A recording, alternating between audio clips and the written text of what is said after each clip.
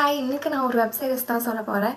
இந்த web series ஏன்டா நான் இவ்வளோ நாள் பார்க்காம இருந்தேன் அப்படின்னு இருந்துச்சு. Because of normally animation web series அப்படின்னாலே கற்பனையாக நிறைய கொண்டு வந்திருப்பாங்க.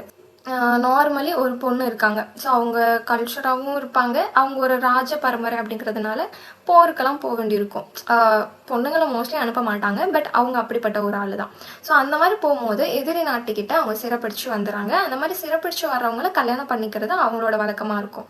பட் ஸ்டார்டிங் இது பிடிக்காம பண்ணாலும் அங்கே இருக்கிற டிஃப்ரெண்ட் ஆஃப் இடம் பிடிச்சு இங்கே ஏன் நம்ம இவ்வளோ நாள் வாழலை, இதுக்கப்புறமாச்சும் நமக்காக வாழணும் அப்படின்னு சொல்லி ஆரம்பிச்சிருப்பாங்க.